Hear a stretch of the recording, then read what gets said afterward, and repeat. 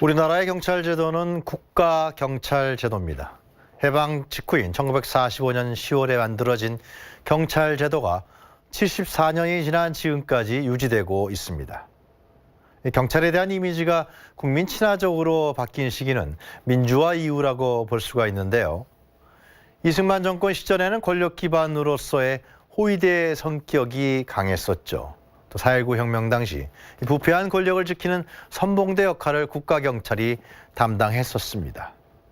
권위주의 정권 시절 국가경찰은 국민 치안 업무에도 주력했지만 반정부 세력과 개혁 세력을 감시하고 억압하는 정권 호위적 역할도 마다하지 않았습니다.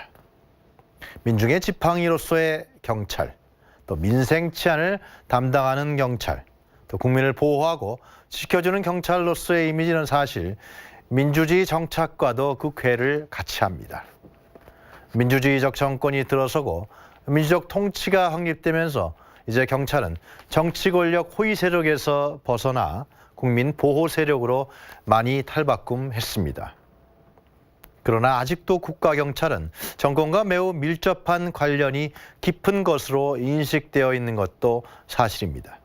그 이유는 아마도 경찰이 중앙 권력화되어 있기 때문일 것입니다. 이제 경찰이 시민과 국민을 위한 본연의 업무에 가장 충실하도록 그 제도가 변화될 것으로 보입니다. 그것은 바로 명실상부한 지방자치경찰의 출현입니다. 방대한 국가경찰 권력을 지방으로 각 분산 이양시켜서 국민 생활 속에서 국민을 지켜주고 또 국민의 고충을 해결해주는 경찰로서의 재탄생을 기대하게 되는 것이죠. 아직 자치경찰 제도는 당정청 논의 단계이고 관련법이 국회에서 논의되어 통과돼야 합니다만 이 자치경찰 제도는 한국의 지방자치제도의 역사와 비교하면 매우 늦었다고 할 수가 있습니다. 실질적인 지방자치제도 실현을 위한 필수 불가결한 시스템이 바로 지방자치경찰 제도라고 할 수 있는데요.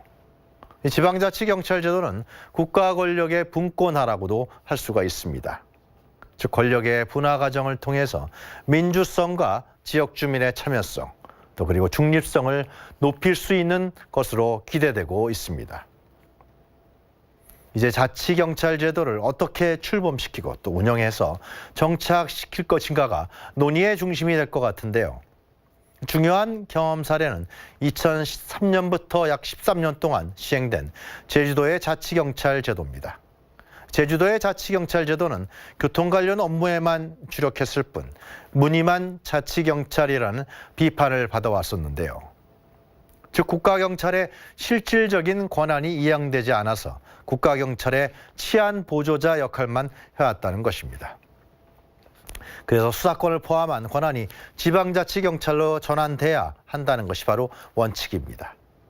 그런데 과도적으로 풀어나가고 또 준비해야 할 일들은 상당히 많을 것 같습니다.